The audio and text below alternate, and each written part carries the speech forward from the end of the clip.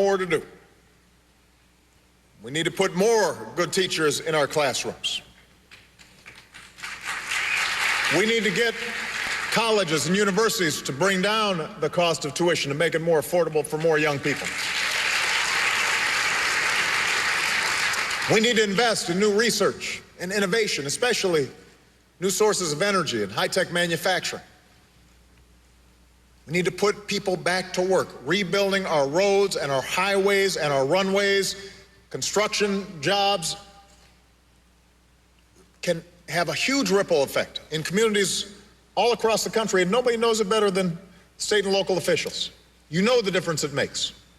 And with the housing bubble bursting, we've got tens of thousands of construction workers just ready and eager to get to work.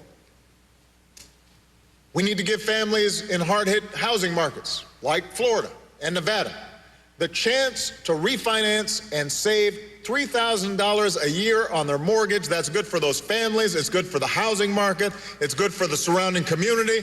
There's no reason why Congress hasn't already done it. Instead of just talking a big game about job creators, we should give small business owners a tax break for hiring more workers or for paying higher wages.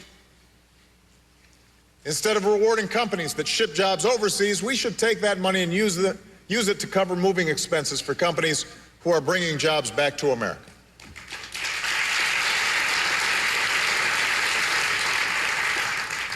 On almost every issue of concern to your community, to every community, what's holding us back isn't a lack of big ideas. It's not a lack of technical solutions. By now, just about every policy and proposal has been laid out on the table. What's holding us back is a stalemate. A stalemate in Washington between two fundamentally different views of which direction we should go. The Republicans who run Congress, the man at the top of their ticket, they don't agree with any of the proposals I just talked about. They believe the best way to grow the economy is from the top down.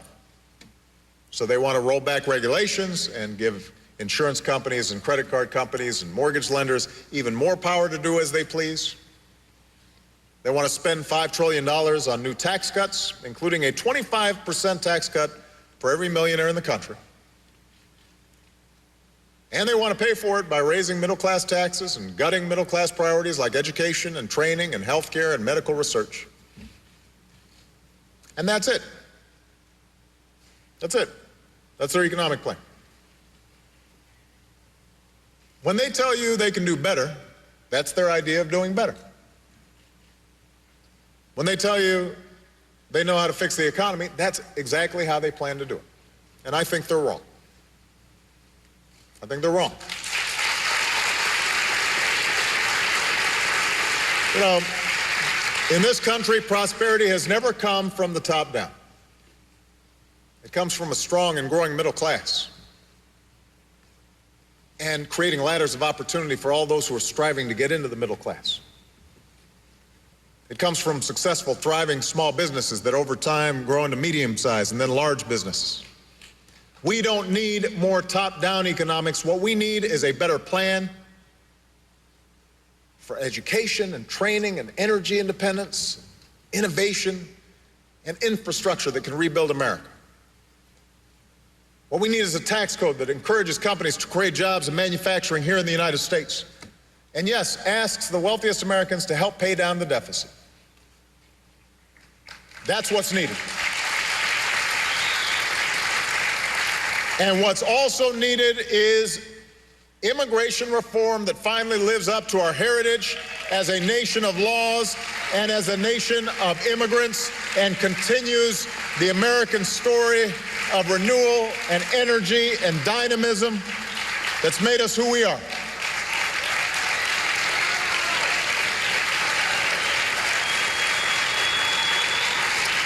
I mean, think about it. You and I both know one of America's greatest strengths has always been our ability to attract talented, hardworking people. who believe in this country, who want to help make it stronger. That's what keeps us young. That's what keeps us dynamic and energized. That's what makes us who we are. But our current immigration system doesn't reflect those values. It allows the best and brightest to study here, but then tells them to leave, start companies somewhere else. It punishes immigrants and businesses who play by the rules and fails to address the fact that there are too many who don't. It separates families. And it denies innocent young people the chance to earn an education or serve in the uniform of the country they love. Now, once again, the problem is not the lack of technical solutions. We know what the solutions are to this challenge. Just 6 years ago, an unlikely trio, John McCain, Ted Kennedy, President Bush, came together to champion comprehensive immigration reform.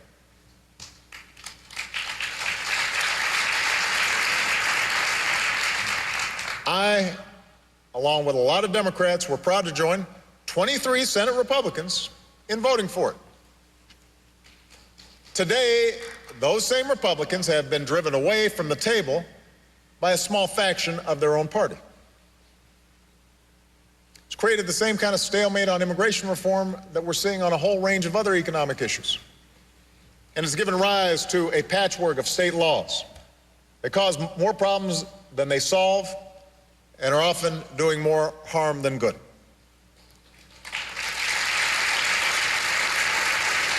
Now, this makes no sense. It's not good for America. And as long as I am president of the United States, I will not give up the fight to change it. In the face of a Congress that refuses to do anything on immigration, I've said that I'll take action wherever I can. So my administration has been doing what we can without the help in Congress for more than 3 years now. And last week we took another step. On Friday we announced that we're lifting the shadow of deportation from deserving young people who were brought to this country as children. We should have passed the DREAM Act a long time ago. It was written by members of both parties. When it came up for a vote a year and a half ago, Republicans in Congress blocked it.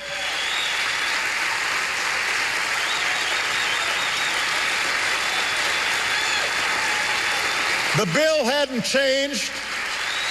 The need hadn't changed. The only thing that had changed was politics.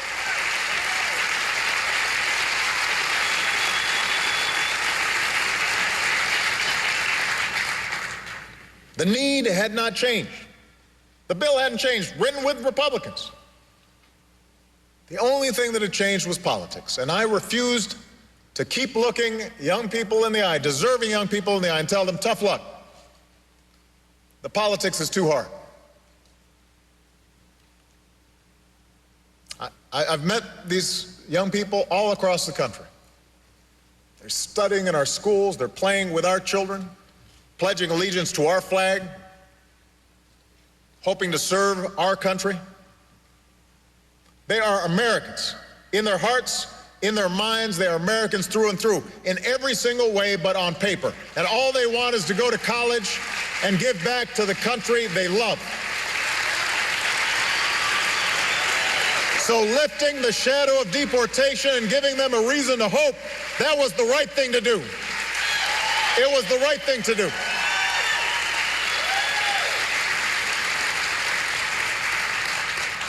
It's not amnesty. It falls short of where we need to be, a path to citizenship. It's not a permanent fix. This is a temporary measure that lets us focus our resources wisely while offering some justice to these young people. But it's precisely because it's temporary, Congress still needs to come up with a long-term immigration solution rather than argue that we did this the wrong way or for the wrong reasons. So to those who are saying Congress should be the one to fix this, absolutely. For those who say we should do this in a bipartisan fashion, absolutely. My door's been open for 3.5 years. They know where to find me. I've said time and again, send me the DREAM Act, I will sign it right away. And I'm still waiting to work with anyone from either party who is committed to real reform. But in the meantime, the question we should consider is this: was providing these young people with the opportunity for a temporary measure of relief the right thing to do? I think it was. It's long past time that we gave them a sense of hope. Now, your speaker from yesterday has a different view. In his speech, he said that when he makes a promise to you, he'll keep it.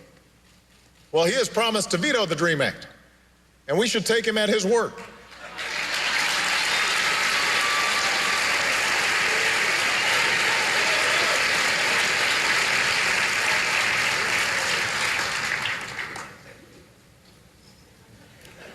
I'm just saying.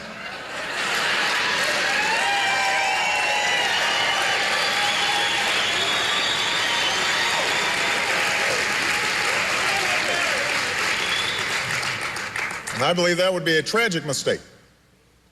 You do too. On all these issues, on the investments we need to grow the middle class and leave a better future for our kids, on deficit reduction that's fair and balanced, on immigration reform, on consumer financial protection so that people aren't exploited, whether at a payday loan shop or if they're sending remittances back to their families. On all these issues, Washington's got a long way to go to catch up with the rest of the country. Now, the whole idea behind the DREAM Act, after all, was inspired by a music teacher in Illinois. She decided to call her senator, Dick Durbin, when she discovered that one of her own students was forced to live in the shadows. But even as that idea fell prey to gridlock and game playing in Washington, it gained momentum in the rest of the country. From every student who marched and organized to keep their classmates from being deported, from every parent who discovered the truth about the child down the street and chose to stand up for them, because these are all our kids. For every American who stood up and spoke out across the country because they saw a wrong and wanted it to be righted, who put their shoulder to the wheel and moved us a little closer toward justice. That's what's always moved us forward. It doesn't start in Washington. It starts with 1 million quiet heroes who love their country and believe they can change it. Now, we all have different backgrounds.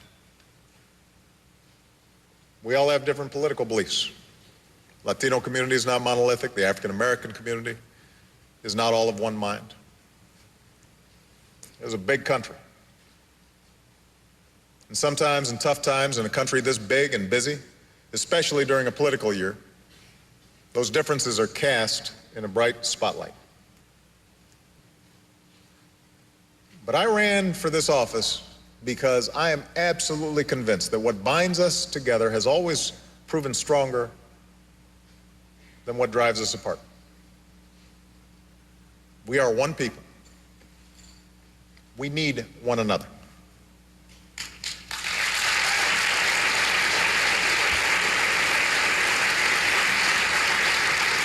Our patriotism is rooted not in race, not in ethnicity, not in creed. It is based on a shared belief in the enduring and permanent promise of America. That's the promise that draws so many talented, driven people to these shores. That's the promise that drew my own father here. That's the promise that drew your parents or grandparents or great-grandparents. Generations of people who dreamed of a place where knowledge and opportunity were available to anybody who was willing to work for it, anybody who was willing to seize it. A place where there was no limit to how far you could go, how high you could climb. They took a chance. And America embraced their drive and embraced their courage. Said, come. You're welcome. This is who we are. Every single day I walk into the Oval Office. Every day that I have this extraordinary privilege of being your president, I will always remember that in no other nation on earth could my story even be possible. That's something I celebrate.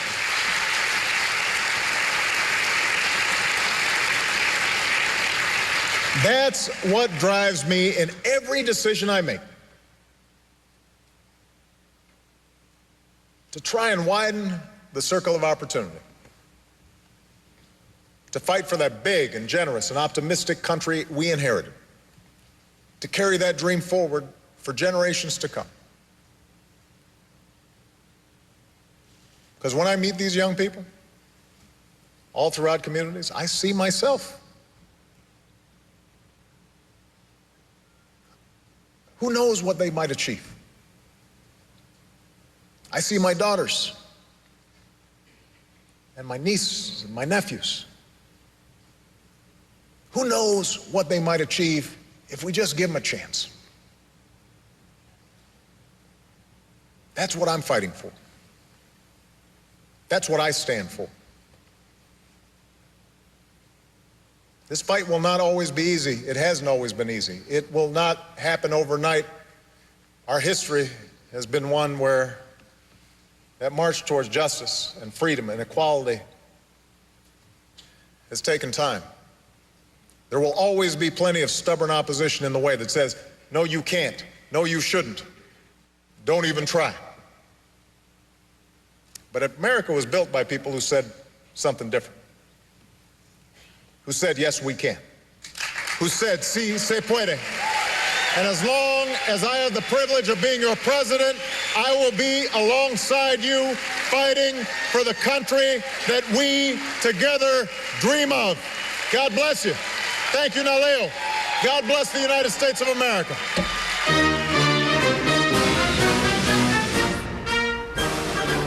President Obama once again reintroducing the familiar phrase, yes, we can, sí se puedo. That was something that he said often in the 2008 presidential campaign. That was the last time he was before this group. This is the largest Latino group convention of politicians and policymakers, clearly a very important constituency for the president.